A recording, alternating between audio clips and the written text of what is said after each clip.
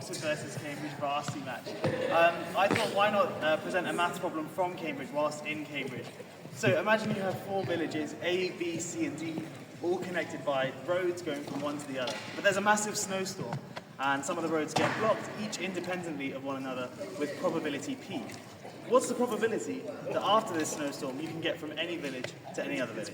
So just to clarify what we mean, we have 4 villages, let's say A, B, C, and D, and there's 6 possible roads that are between them. In fact, there are 6 roads between them, those 6 guys there, and so every village goes to every other village, but the snowstorm causes some of the roads, or potentially some of the roads, to be blocked, and each road independently gets blocked with probability P.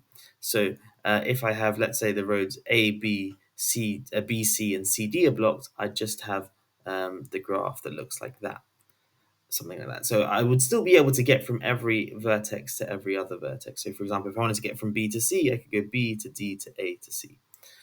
Okay, so essentially what we're asking here is if we randomly choose to not include any of the edges here with probability P, what is the probability that the resulting graph will be connected? There's a couple of ways you can approach this problem. The way I'm going to approach this is by considering connected components. We want to work out the probability that this graph is connected, so that's going to equal, so capital P here is going to be 1 minus the probability the graph is disconnected, or just not connected.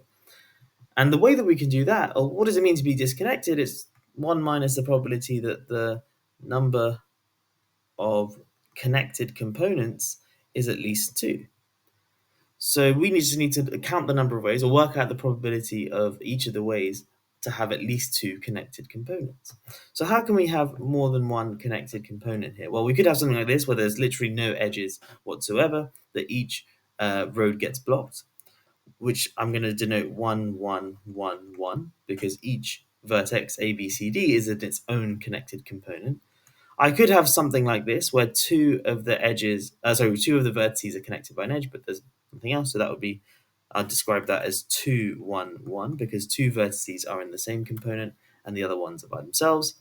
We could also have 3, 1, where we have maybe these 3 in a component. So it could look like that, or maybe it could just look like that. And we can also have 2, 2.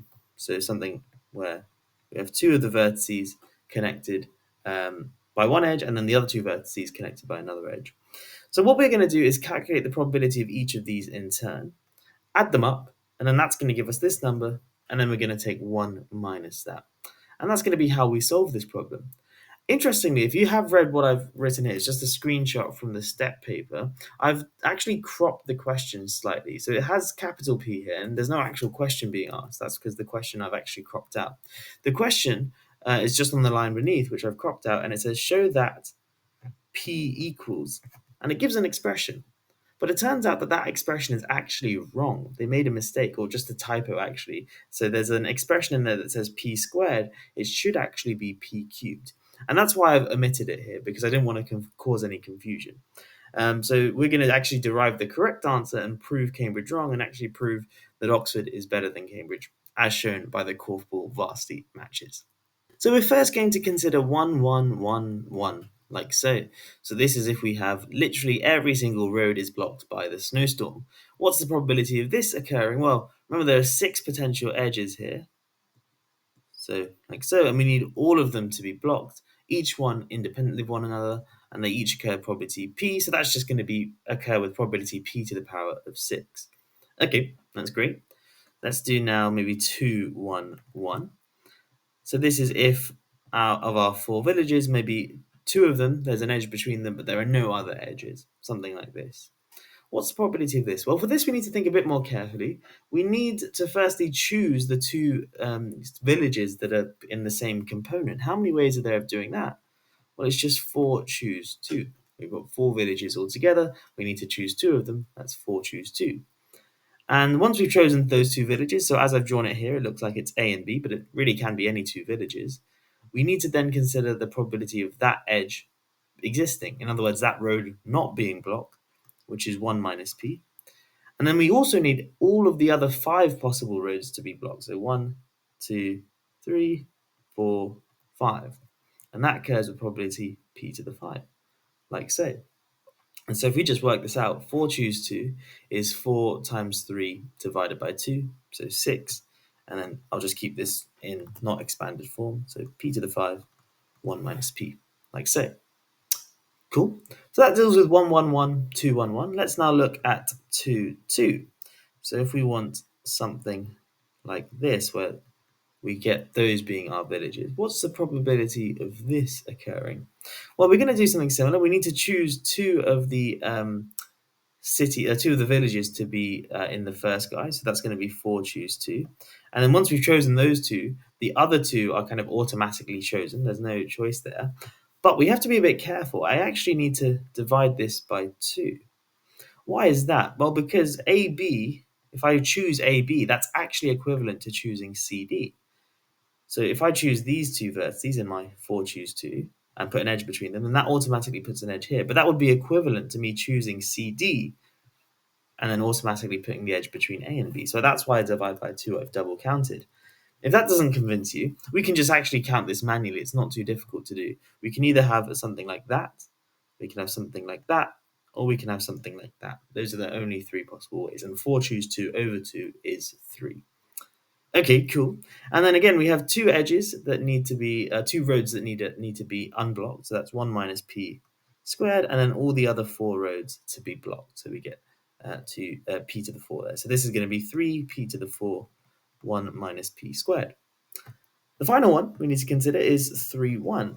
And as I said, there's a couple of ways that this could happen. We could either have something like that, where 3 of them are all connected by like a triangle, or it could just be something like this, where one of the edges in the triangle is missing. Okay, so let's count this way first. How many ways are there of doing that? Well, we need to choose 3 of the vertices to make our triangle. So there's 4 choose 3 ways of doing that. Then each of those edges needs to be exist, so that occurs with probability 1 minus p cubed. Oops. And then the other 3 edges are not allowed to exist. The roads are blocked. So that's p cubed. Okay, what about this scenario? Again, we need to have 4 choose 3. We need to choose the 3 edges, 3 vertices to be part of our component of size 3. And then what do we do? Well, then we need to establish which edge we're going to miss out here. And so there's 3 choose 2 ways of doing that. So let's say we've missed out that edge there. We get 3 choose 2. And then we need to multiply this by p to the 4, because there are 4 edges missing altogether, and 1 minus p squared for the 2 edges that are there. And you can simplify this and you're going to get an expression. And as I say, what we're going to do now is add up these numbers, this number, this huge number here, and take that away from 1, and that's going to give us our value for p. And if you go through the process of doing this, it's not a very exciting calculation. It's just a lot of algebra. You're going to get 1 minus p cubed times, and I've written it down here, 6p cubed minus 12p squared plus 3p plus 4.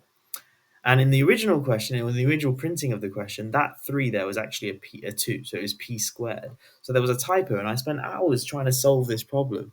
And I was thinking, what mistake have I made? Why is there an extra factor of p? And then I ended up just looking up the question, the solution, and I was like, oh, there's a typo, which frustrated me a little.